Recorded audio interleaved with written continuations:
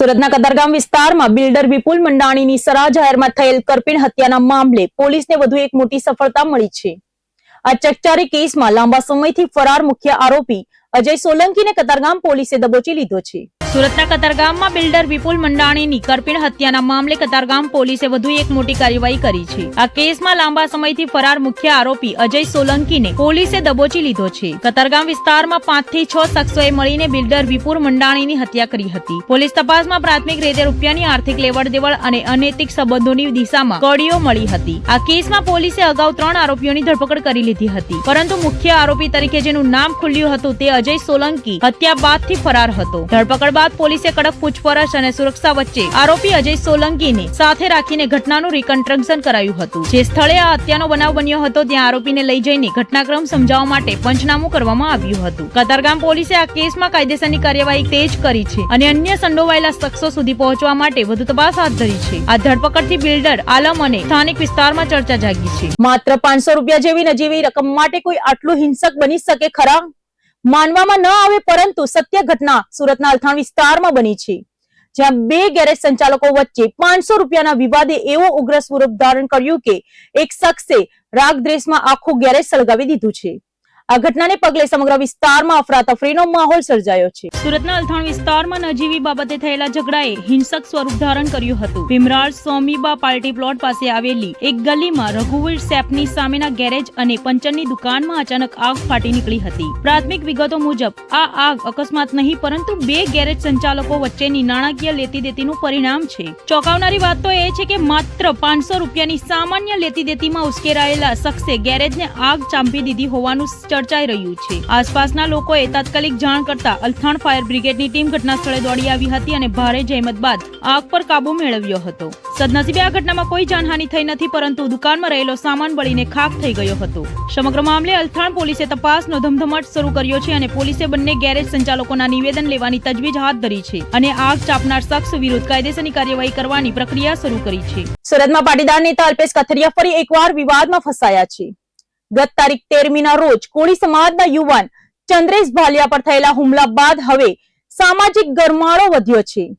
પોલીસની ઢીલી કાર્યવાહી સામે રોષે ભરાયેલા કોળી સમાજના યુવાનો આજે ન્યાયની માંગ સાથે મેદાને આવ્યા છે અને પોલીસ કમિશનર કચેરીએ ઉમટી પડીને કડક કાર્યવાહીની માંગ કરી છે। સુરતમાં પાટીદાર નેતા અલ્પેશ કથિરિયા અને તેના ભાઈ વિરુદ્ધ કડક કાર્યવાહી કરવાની માંગ સાથે કોળી સમાજ મેદાને આવ્યું છે। ગત તારીખ 13મીના રોજ ચંદ્રેશ ભાલિયા નામના યુવાનને અલ્પેશ કથિરિયા અને તેના ભાઈ દ્વારા માર મારવામાં આવ્યો હોવાની ઘટનાએ હવે મોટું સ્વરૂપ ધારણ કર્યું છે। ફરિયાદી ચંદ્રેશ ભાલિયાનો આક્ષેપ છે કે આટલી ગંભીર ઘટના હોવા છતાં સરથાણા પોલીસે માત્ર 80નો ગુનો દાખલ કરીને સંતોષ માન્યો છે। અલ્પેશ કથિરિયાની હજુ સુધી અટકાયત ન થતા આજે મોટી સંખ્યામાં કોળી સમાજના યુવાનો અને ફરિયાદી પોતે સુરત પોલીસ કમિશનર કચેરી ખાતે દોડી આવ્યા હતા। પોલીસ કમિશનરને આવેદનપત્ર પાઠવીને ચંદ્રેશ ભાલિયા દ્વારા માંગણી કરવામાં આવી છે કે આ મામલે તટસ્થ તપાસ કરીને અલ્પેશ કથિરિયા વિરુદ્ધ કડક કાયદાકીય કાર્યવાહી કરવામાં આવે। કોળી સમાજના યુવાનોએ ચીમકી આપી છે કે જો ટૂંક સમયમાં ન્યાય નહીં મળે તો આંદોલન વધુ તેજ કરવામાં આવશે। હાલ તો આ સમગ્ર મામલે રાજકીય અને સામાજિક ગરમાળો વધી રહ્યો છે, ત્યારે હવે જોવાનું રહેશે કે પોલીસ આ આવેદનપત્ર બાદ અલ્પેશ કથિરિયા સામે કેવા પગલા ભરે છે।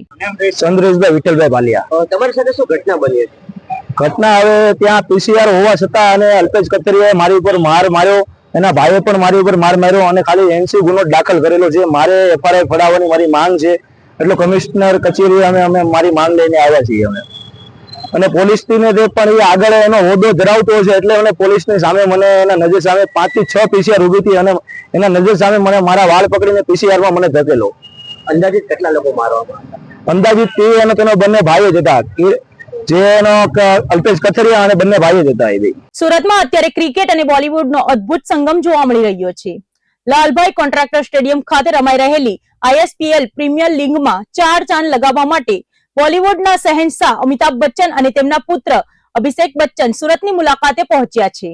ડાયમંડ સિટી સુરતમાં અત્યારે ક્રિકેટ અને બોલીવુડનો અદ્ભુત સંગમ જોવા મળી રહ્યો છે, ત્યારે સુરતના લાલભાઈ કોન્ટ્રાક્ટર સ્ટેડિયમ ખાતે રમાઈ રહેલી ISPLમાં હાજરી આપવા માટે બોલીવુડના શહેનશાહ અમિતાભ બચ્ચન અને અભિષેક બચ્ચન સુરત આવી પહોંચ્યા હતા। ગતરોજ સુરત એરપોર્ટ પર જ્યારે બિગ બી અને અભિષેક બચ્ચન ઉતર્યા ત્યારે તેમના સ્વાગત માટે અને એક ઝલક જોવા માટે ફેન્સનો ભારે જમાવટો જોવા મળ્યો હતો। એરપોર્ટથી લઈને સ્ટેડિયમ સુધી સુરત પોલીસના ચુસ્ત પોલીસ બંદોબસ્ત વચ્ચે બંને અભિનેતાઓ સ્ટેડિયમ પહોંચ્યા હતા. સ્ટેડિયમમાં પ્રવેશતા જ સુરતીઓએ હર્ષનાદ સાથે બચ્ચન પરિવારનું સ્વાગત કર્યું હતું. અમિતાભ અને અભિષેક બચ્ચનને પણ મેદાન પર ઉતરીને હાથ હલાવીને ફેન્સનું અભિવાદન ઝીલ્યું હતું. સ્ટેડિયમમાં હાજર હજારો ક્રિકેટ પ્રેમીઓ માટે આ ક્ષણ યાદગાર બની ગઈ હતી. સુરત સહિત સમગ્ર રાજ્યમાં ડ્રગ્સ અને દારૂનું દૂષણ યુવાધનને બરબાદ કરી રહ્યું છે. ત્યારે આજે સુરતમાં કોંગ્રેસ દ્વારા એક વિશાળ મહારેલીનું આયોજન કરવામાં આવ્યું હતું.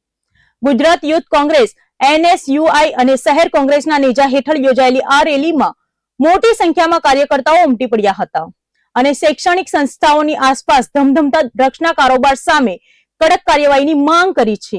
સુરતમાં દિવસે ને દિવસે વકરતા ડ્રગ્સ અને દારૂના દૂષણ સામે આજે કોંગ્રેસે રણસિંગુ ફૂંક્યું હતું. ગુજરાત યુથ કોંગ્રેસ, NSUI અને સુરત શહેર કોંગ્રેસના સંયુક્ત ઉપક્રમે આજે એક વિશાળ જનજાગૃતિ અને વિરોધ રેલીનું આયોજન કરવામાં આવ્યું હતું. આ મહારેલી વનિતા વિશ્રામ મેદાનથી શરૂ થઈ અને સુરત પોલીસ કમિશનર કચેરી સુધી પહોંચી ગઈ હતી, જેમાં કોંગ્રેસના દિગ્ગજ નેતાઓ, હોદ્દેદારો અને મોટી સંખ્યામાં યુથ કોંગ્રેસ તથા NSUIના કાર્યકરો પ્લે કાર્ડ સાથે જોડાયા હતા. રેલી દરમિયાન ડ્રગ્સ મુક્ત ગુજરાતના નારાઓથી સુરતના માર્ગો ગુંજી ઉઠ્યા હતા. કોંગ્રેસના નેતાઓએ ગંભીર આક્ષેપો કરતા જણાવ્યું હતું કે સુરતના શૈક્ષણિક વિસ્તારો અને કોલેજોમાં ડ્રગ્સ પેડલરો બેફામ બન્યા છે. વિદ્યાર્થીઓને ટાર્ગેટ બનાવી તેમનું ભવિષ્ય બરબાદ કરવામાં આવી રહ્યું છે. તેમને માંગ કરી રહી છે કે સુરત સહિત સમગ્ર ગુજરાતમાં ડ્રગ્સ અને દારૂના અડ્ડાઓ પર તાત્કાલિક કડક કાર્યવાહી કરીને તેને કાયમી ધોરણે બંધ કરવામાં આવે. યુવાધનને નશાની જંજીરમાંથી મુક્ત કરીને એક સ્વસ્થ અને પ્રગતિશીલ સમાજના નિર્માણ માટે આ લડત વધુ ઉગ્ર બનાવવાની ચીમકી પણ કોંગ્રેસ દ્વારા આપવામાં આવી હતી. કમિશનરને આવેદનપત્ર પાઠવીને ડ્રગ્સના નેટવર્કને જળમૂળથી ઉખેડી નાખવા રજૂઆત કરવામાં આવી હતી.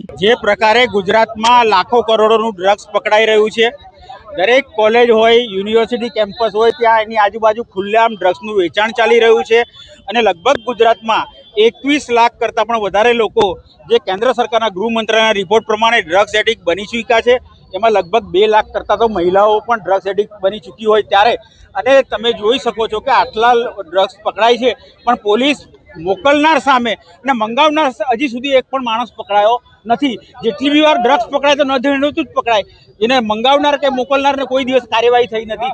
જે પોર્ટ ઉપર ડ્રગ્સ પકડાય છે એ પોર્ટ સામે કોઈ કાર્યવાહી થઈ નથી. એનો મતલબ સ્પષ્ટ થાય છે કે ગુજરાત સરકારની રહેમ નજર હેઠળ પોલીસ ખાતાની છત્રછાયામાં જ આ ડ્રગ્સ ગુજરાતમાં આવી રહી છે. એના કારણે ગુજરાત બરબાદીના રસ્તે જઈ રહ્યું છે. જે રીતે ઉડતા પંજાબની છાપ પડી છે એ રીતે ઉડતા ગુજરાત બનવાની દિશામાં જઈ રહ્યું હોય ત્યારે એને રોકવા માટે અમે આજે NSUIની યુથ કોંગ્રેસ દ્વારા સુરત શહેર નશામુક્ત થાય એના માટે આ રેલીનું આયોજન